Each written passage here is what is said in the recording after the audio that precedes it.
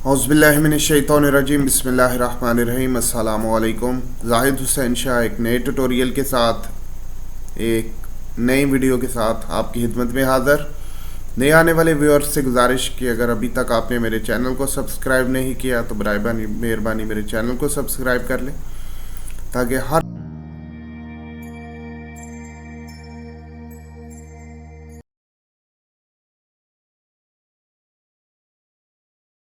नए आने वाली वीडियो से आप मुस्तफ़ीद हो सके, फ़ायदा उठा सके।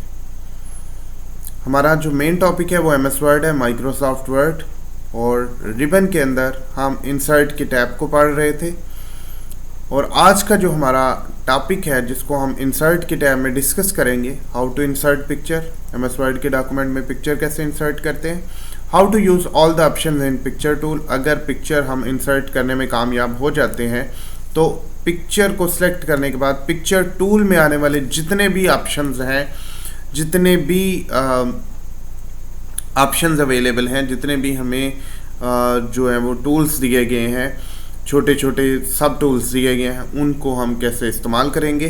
तो सबसे पहले हमें एक पिक्चर की ज़रूरत है, तो मैं इंसर्ट पे जा रहा हूँ। इंसर्ट पे लेफ़्ट क्लिक, पिक्चर्स पर क्लिक करेंगे, पाथ लेंगे उस पिक्चर का जो भी हमें रिक्वायर्ड है। लाइक दैट यही पिक्चर ले लेते हैं, इंसर्ट। ओके, अब देख सकते हैं कि मेरे डॉक्यूमेंट में पिक्चर आ चुकी है। ठीक है, अगर आपको इस पिक्चर का साइज़ कम ज़्यादा करना है तो आप यहाँ से भी कर सकते हैं। उसके अलावा कहाँ पे कर सकते हैं, पिक्चर टूल में ये ऑप्शन है, लेकिन वो हम जैसे ही डिस्कस करेंगे सारे टूल्स को, सारे ऑप्शंस को, तो फिर साइज़ वाले ऑप्शन को भी डिस्कस करेंगे। ठीक है, अब देखें यहाँ पे क्लिक करें तो यहाँ पर पिक्चर टूल वाला ऑप्शन गायब हो जाता है, चला जाता है। ओके, यहाँ पे क्लिक करें तो क्या होता है जी, पिक्चर्स टूल तब शो होते हैं जब आपकी पिक्चर सिलेक्टेड होती है। आप किसी पिक्चर पर क्लिक करते हैं और एमएस वर्ड को पता चलता है कि अब जो चीज़ सिलेक्टेड है वो पिक्चर है, तो वो आपको पिक्चर टूल शो करवाता है। अगर आपने टेबल पे क्लिक किया हुआ है तो एमएस वर्ड को पता चलता है कि आपने टेबल को सिलेक्ट किया, वो आपको टेबल टूल शो करवाता है। ठीक है जी, ओके। सबसे पहली चीज़ रिमूव बैकग्राउंड। ओके, यहाँ पर कुछ ऑप्शंस मैंने क्लिक किया। पहला ऑप्शन प्लस का और लिखा हुआ है मार्क एरिया टू कीप। वो एरिया मार्क करें, उस एरिया को निशानदेही करें, उस एरिया की निशानदेही करें जिसे आप रखना चाहते हैं, कीप रखना। ओके, नाउ एरियाज को हम फॉर एग्जांपल यहाँ पर जो दिया हुआ है, अगर आपको यहाँ पर एरिया इसके मुताबिक लेना है तो भी आप ले सकते हैं। ठीक है, फॉर एग्जांपल मैं चाहता हूँ कि ये वो एरिया हो जो कीप हो। ठीक है, ओके, वेट। ओके, अब क्या करेंगे, कीप चेंजेस। ओके, तो ये देखें वो एरिया जो आपको चाहिए था वो आ गया, और बाकी जो एरिया आपको नहीं चाहिए था वो चला गया, रिमूव हो गया। ओके, उसके बाद दूसरा ऑप्शन है mark areas to remove. Okay, आप चाहते हैं कि वो एरिया जो रिमूव हो जाए, पहले हमने कीप रखा ना, ठीक है, पहले हमने वो एरिया मार्क किया था जो हमने रखना है, लेकिन अब हम वो एरिया मार्क करेंगे जो हमने रिमूव करना है, जिस एरिया को हम नहीं रखना चाहते। ओके, एक तो ये ऑप्शन अवेलेबल है, आप यहाँ से इस एरिया को जो है वो क्या कर सकते हैं, मार्क कर सकते हैं। ठीक है, आप ये जो अब की सिलेक्शन आपको नज़र आ रही है, ये क्या कर रहा है, इस पिक्चर के एरिया को रिमूव करना चाह रहा है। ओके, इसके अलावा आपके पास ये जो पेंसिल का साइन बन रहा है, इससे भी आप एरिया को क्या कर सकते हैं, कीप भी कर सकते हैं और रिमूव भी कर सकते हैं। ओके ओके ओके, ठीक है, ये मैंने वो एरिया रख लिया जो मुझे रिमूव करना है, कीप नहीं करना। अब कीप चेंजेस का मतलब है कि जो चेंजेस मैंने किए हैं वो मैंने करने हैं। ओके, अब देखिए जो एरिया हमने सेलेक्ट किया वो रिमूव हो गया, और जो एरिया हमने सेलेक्ट नहीं किया वो मौजूद है। ओके, डिलीट मार्क का मतलब है कि जो मार्क हमने लगाए हैं उसको delete and keep changes. Okay, ठीक है, तो आपने जो मार्क किए हैं, या आपने अगर कोई ये पिक्चर कुछ इस तरह की है, इसका बैकग्राउंड उस लेवल का आपको रिमूव होता हुआ नज़र नहीं आएगा, लेकिन कोई ऐसी पिक्चर जो प्रोमिनेंट हो, उसके साथ पीछे बैकग्राउंड हो, आप उसको बड़ी आसानी से रिमूव कर सकते हैं। कैसे? या तो आप उस फूल को, उस फ्लावर को या उस ऑब्जेक्ट को सिलेक्ट करके कीप एज मार्क कर लेंगे, ओके, और या फिर आप बैकग्राउंड को सिलेक्ट करेंगे और क्या करेंगे, मार्क एज रिमूव एरिया करेंगे, और फिर कीप चेंजेस करेंगे तो आपका जो बैकग्राउंड है वो रिमूव हो जाएगा। ओके, डिस्कार्ड ऑल चेंजेस का मतलब है कि जो भी चेंजेस आपने यहाँ पे अप्लाई किए वो आपको नहीं करने थे, वैसे ही आपने कर दिए, या आप टेस्ट कर रहे थे, या जो चेंजेस आपने किए आप समझ रहे हैं कि वो चेंजेस ठीक नहीं हुए, तो आप उनको डिस्कार्ड कर सकते हैं, यानी कि वो चेंजेस अप्लाई नहीं होंगे। करेक्शंस की बात करें तो यहाँ पे डिफरेंट कलर्स की करेक्शंस, ब्राइटनेस, कंट्रास्ट के रिलेटेड उसने दे रखी हैं, लेकिन कोशिश कीजिएगा जो भी चीज़ अप्लाई करें वो अच्छी लगनी चाहिए, ना कि बुरी, ठीक है। ऐसी कोई भी करेक्शन अप्लाई ना कीजिएगा जिससे आपके डॉक्यूमेंट की लुक जो है वो ख़राब हो जाए और उसकी जो ओरिजिनल शेप है, ओरिजिनल जो उसकी बनावट है वो प्रॉपर नज़र ना आए और वो ख़राब हो जाए, ठीक है। इस तरह से आप देख सकते हैं, कोई भी ऑप्शन आप यूज़ कर सकते हैं, ठीक है। पिक्चर करेक्शन ऑप्शन के अंदर भी आप जा सकते हैं और यहाँ से भी आप इसको शार्प करना चाह रहे हैं, ठीक है। शार्प में क्या होता है, पिक्चर ज़्यादा शाइन टाइप नज़र आती है, ठीक है। ओके, शार्प कम भी किया जा सकता है। ब्राइटनेस, पिक्चर की जो ब्राइटनेस है वो कम ज़्यादा करना है, यानी कि पिक्चर हमें बहुत ज़्यादा चमकती हुई चाहिए या फिर बहुत ज़्यादा डल चाहिए, कंट्रास्ट, और ये सारे ऑप्शन आप यहाँ पे यूज़ कर सकते हैं। ओके, इसके अलावा कलर्स के ऑप्शंस अवेलेबल हैं, डिफरेंट कलर्स में आप इस पिक्चर को ले सकते हैं, ठीक है। ये देखिए, डायरेक्ट पिक्चर आपकी क्या हो रही है, कलर हो रही है। शेप की मैं बात नहीं कर रहा, पूरी की पूरी पिक्चर है, ये बिट मैप एक पिक्चर है जेपीजी, ये पूरी की पूरी पिक्चर जो है वो कलर हो रही है और एज पर योर रिक्वायरमेंट हो रही है। ओके, मोर वेरिएशंस में आप यहाँ से भी कोई कलर चूज़ कर सकते हैं, ठीक है, लेकिन जो भी चूज़ कीजिएगा as per your requirement. Set transparent colour, set transparent colour का क्या मतलब है कि जो भी कलर हो वो ट्रांसपेरेंट हो, यानी जो ट्रांसपेरेंट कलर होता है उसके नीचे से जो ऑब्जेक्ट होते हैं वो नज़र आ रहे होते हैं, ठीक है। ओके, पिक्चर्स कलर ऑप्शन की बात करें तो सेम फिर वही ऑप्शन आ गया, शार्प, ब्राइटनेस, कंट्रास्ट और सैचुरेशन, ठीक है। ये सारे ऑप्शन आप प्रीसेट से भी यूज़ कर सकते हैं, और अगर प्रीसेट नहीं करने तो फिर आप अपनी मर्ज़ी से यहाँ से चीज़ें चेंज कर सकते हैं, ठीक है जी। ओके, अब आप क्या कर सकते हैं, आर्टिस्टिक इफेक्ट इस पे अप्लाई कर सकते हैं जो कि प्रोमिनेंट करेंगे आपके जो ऑब्जेक्ट को, लेकिन रियल शेप नहीं रहेगी, आर्टिस्टिक बन जाएगा, ऐसा लगेगा किसी आर्टिस्ट ने ये बनाया हुआ, ठीक है। ऐसा नहीं लगेगा कि ये कंप्यूटराइज बना हुआ, ठीक है।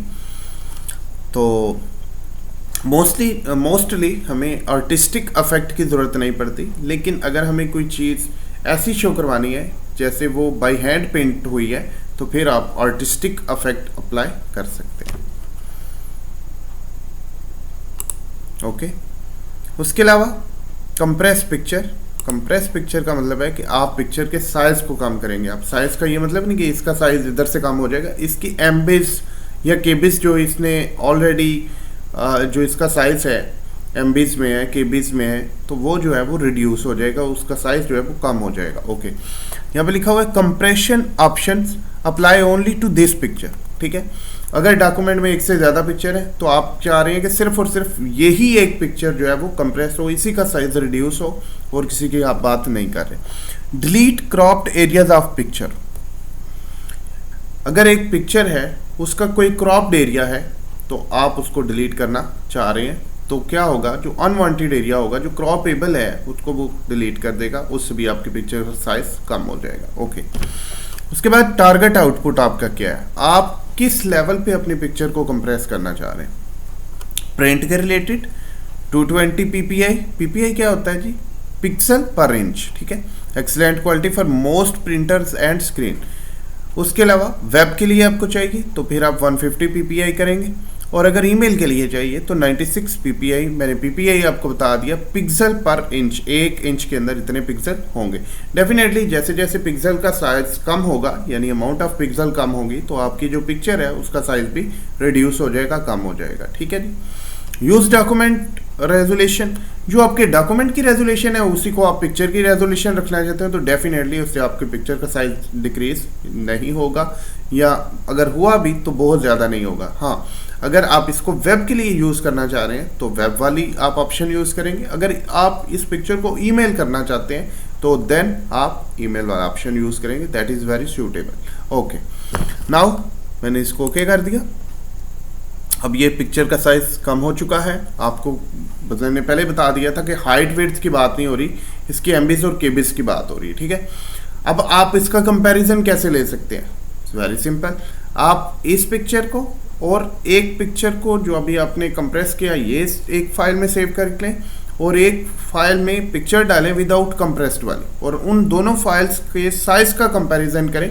तो ड्यू टू पिक्चर, जिसमें पिक्चर कंप्रेस्ड नहीं है उसका साइज ज़्यादा होगा, और जिसके अंदर पिक्चर कंप्रेस्ड लगी हुई है यानी पिक्चर का साइज कम करके लगाया गया, उससे फाइल का साइज भी कम हो जाएगा। ओके, आई थिंक आपको मेरी बात समझ आ चुकी होगी, मैंने कोई मुश्किल बात नहीं की।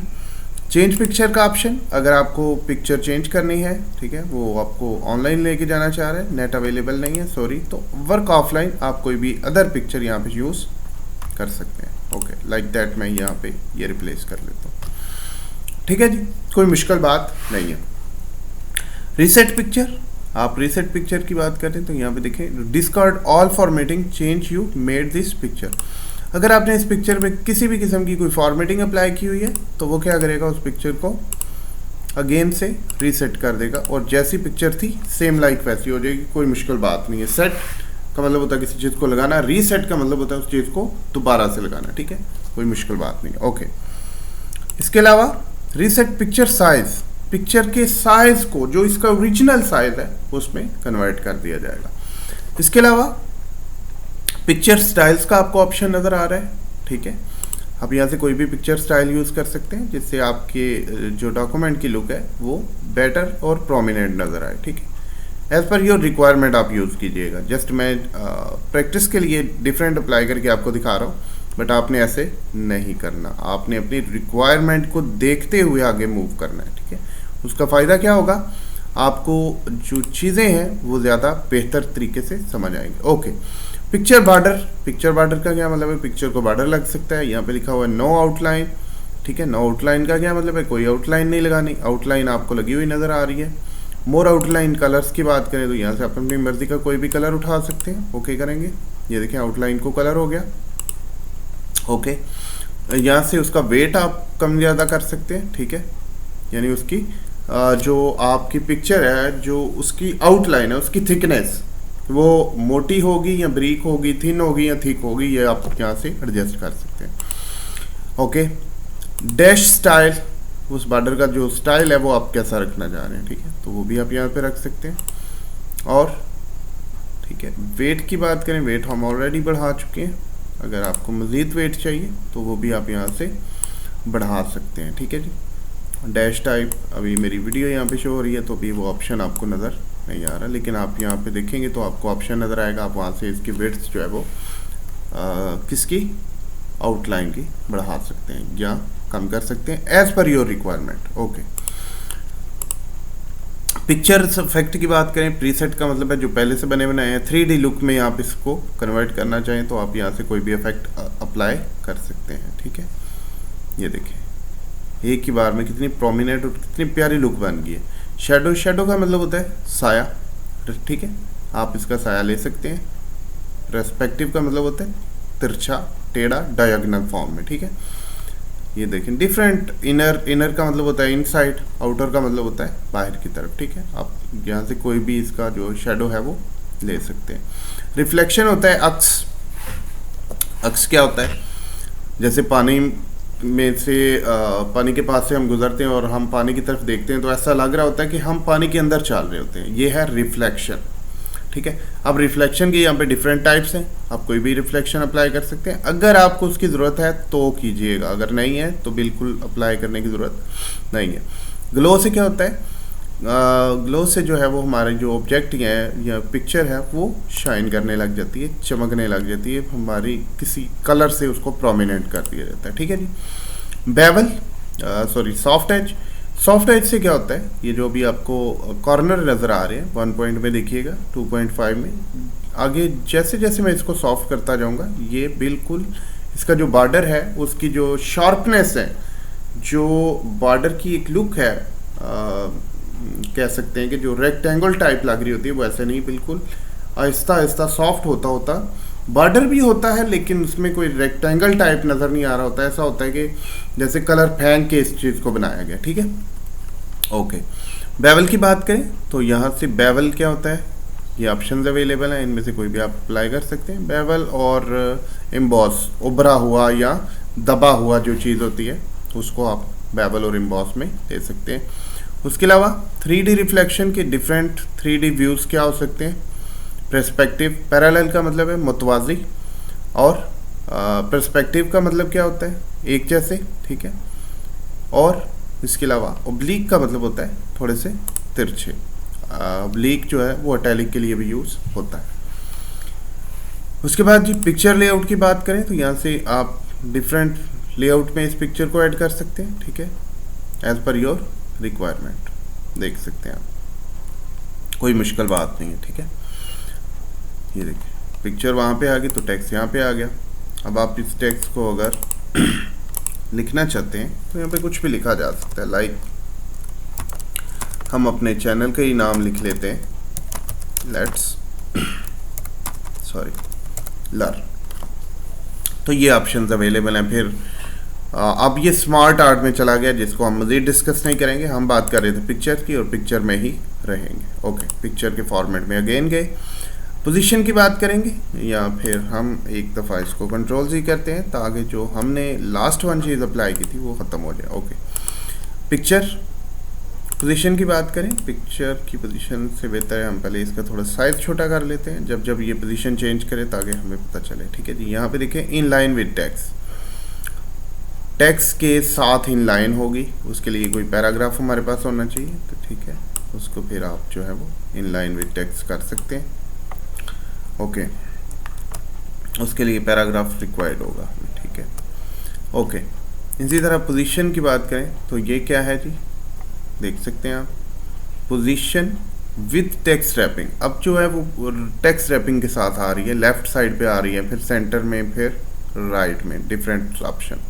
अब ये क्या है, लेफ्ट सेंटर है, ये सेंटर सेंटर है और ये राइट सेंटर है। इसी तरह लेफ्ट बॉटम, उसके अलावा सेंटर बॉटम और राइट बॉटम, देख सकते हैं। कोई भी ऑप्शन आप यूज़ कर सकते हैं as per your requirement. Okay, बिल्कुल भी कोई चीज़ मुश्किल नहीं है। ओके, ये देख सकते हैं। इसी तरह रैप टेक्स्ट की बात करें तो इन लाइन विद टेक्स्ट करने पर आपका जो पिक्चर है वो टेक्स्ट के साथ इन लाइन होगी, ठीक है। यानी मैं यहाँ पर अब देखें कुछ भी लिख सकता हूँ कि मैं जस्ट ऐसे ही लिख रहा हूँ, आप भी नहीं ऐसे लिखिएगा। अगर आप कहते हैं तो मैं आपको थोड़ा प्रोफेशनल लिख के दिखा देता हूँ। Computer is an electronic device, okay, that accept data from any input device. Okay, sorry, input लिखना था, इनपुट की spelling, okay, input device and process it according to stored program and okay, procedure and shows the result on output device। Okay जी, तो आप देख सकते हैं यहाँ पर मैंने क्या अप्लाई किया हुआ था, इन लाइन विद टेक्स्ट किया हुआ था, तो टेक्स्ट के साथ हमारी पिक्चर इन लाइन है, ठीक है, देख लें। ओके, अब अगर मैं इसको स्केयर करता हूँ तो आप देखिएगा, मूव करें तो ये देखें, ठीक है। स्केयर क्या होता है, स्केयर वो होता है कि जो चारों साइडों से इक्वल रहता है, ठीक है। अब स्केयर के बाद अगर हम बात करें टाइट की, तो टाइट में क्या होता है, टेक्स्ट के अंदर जो एक्स्ट्रा स्पेसेस होती हैं लाइंस और पैराग्राफ में, उसको मैनेज किया जाता है पोजीशन के साथ, ठीक है। ओके, इसके अलावा थ्रू का मतलब ये है कि आपका जो लेफ्ट और बॉटम और टॉप जो है वो लाइंस उसके थ्रू होता है, उसके अंदर से गुजारना, ठीक है। तो यहाँ पर भी आप इसको चूज़ कर सकते हैं, ठीक है। ये देखें, देखिए जो भी करेंगे वो एज पर रिक्वायरमेंट होगा। ओके, इसके अलावा टॉप एंड बॉटम, ठीक है। अब देखें टॉप पर 2 लाइनें आ गई, 2 बॉटम पे आ गई। ओके, अब ये जो है ये बड़ी इंपॉर्टेंट चीज़ है। जब हमें किसी पिक्चर को टेक्स्ट के बैक में भेजना होता है एज ए बैकग्राउंड, तो हम क्या करते हैं, बिहाइंड ऑफ टेक्स्ट करते हैं। और सम टाइम हमें क्या होता है, इन फ्रंट ऑफ टेक्स्ट करना पड़ता है। हम कहते हैं हमारा जो ऑब्जेक्ट है वो क्या हो, वो हमारे टेक्स्ट के ऊपर आ जाए, ठीक है। तो ये देखिएगा, अब ये क्या हो गया, इन फ्रंट ऑफ टेक्स्ट। और अगर इसी को मैं अगेन बिहाइंड ऑफ टेक्स्ट करता हूँ तो आप देखेंगे ये पिक्चर जो है वो बैकग्राउंड बन जाएगी और जो टेक्स्ट है वो इसके ऊपर लिखने हो जाएगा। और वैसे भी जब हम कोई पिक्चर इंसर्ट करते हैं और हम उसको मूव करके किसी और जगह पे लेके जाना चाहते हैं, उसकी प्लेस चेंज करना चाहते हैं, तो वो प्लेस चेंज नहीं होती जब तक, क्या नहीं होता, जब तक आप टेक्स्ट रैपिंग में से या रैप टेक्स्ट में से कोई ऑप्शन चूज नहीं कर लेते। ओके, आई थिंक आपको इस बात की समझ आ चुकी होगी, कोई मुश्किल बात मैंने नहीं की। Okay, move with text. Move with text का मतलब है कि टेक्स्ट के साथ ये भी मूव करे। Allow your object to move on page as text is edit और डिलीटेड, ठीक है। कि मूव विद टेक्स्ट का मतलब है कि अगर आप क्या करें, टेक्स्ट ऐड करें तो या उस टेक्स्ट को डिलीट करें तो आपका ऑब्जेक्ट भी उसके साथ मूव करे, ठीक है, यानी कि वो स्टिल ही रहे। ओके, उसके बाद फिक्स पोजीशन ऑन पेज। अब क्या होगा, अब आपका ऑब्जेक्ट या जो है वो सेम पोजीशन पे रहेगा, चाहे आप टेक्स्ट ऐड करें या चाहे जो है वो टेक्स्ट को डिलीट करें, आपके ऑब्जेक्ट पे किसी किस्म का कोई इफेक्ट नहीं होगा। ओके, मोर लेआउट ऑप्शंस में जाएं तो फिर यही ऑप्शंस अवेलेबल हैं, in line, square, tight through, top and bottom, behind and in front. Okay, इसके बाद bring forward and send to back. इसके लिए हम ऐसा करते हैं, ये काम करते हैं, ठीक है। पहले तो ये है कि इस पिक्चर को हम यहाँ पे ले लेते हैं, और अगर मुझे इस पिक्चर की कॉपी लेनी है तो कंट्रोल के साथ मैं इस पिक्चर की कॉपी भी ले सकता हूँ। ओके, अब मैं इस पिक्चर का जो कलर है वो थोड़ा सा चेंज करता हूँ ताकि जब ये पिक्चर अपनी पोजीशन चेंज करे, ठीक है, जब ये पिक्चर क्या करे, अपनी पोजीशन चेंज करे, तो मुझे क्या हो, प्रोमिनेंट नज़र आए। ये देखें, अब दोनों का फ़र्क आपको नज़र आ रहा है। ओके, मैं इसको इसके ऊपर रख रहा हूँ। अब आप क्या करने वाले हैं, ब्रिंग फॉरवर्ड, ठीक है। ब्रिंग फॉरवर्ड की ऑलरेडी है, हम इसे सेंड बैक करते हैं, ठीक है। देखें, अब जो मैंने पहले वाली शेप सेलेक्ट की थी या पिक्चर सेलेक्ट की थी वो अब नीचे चली गई, क्यों, क्योंकि मैंने उसे सेंड टू बैक कर दिया। और अगर मैं इसे ब्रिंग फॉरवर्ड करता हूँ तो ये वापस ऊपर आ जाएगी, ठीक है। एरोस के अंदर भी यही ऑप्शन है, ब्रिंग फ्रंट और ब्रिंग फ्रंट ऑफ टेक्स्ट, ठीक है। टेक्स्ट के ऊपर लाना है, लाइक दैट, ऐसे, ठीक है। ओके, इसी तरह सेंड टू बैक, और यहाँ पे भी सेंड बिहाइंड टेक्स्ट और सेंड बैक वही ऑप्शन अवेलेबल है, ठीक है। कोई मुश्किल बात मैंने यहाँ पर नहीं की।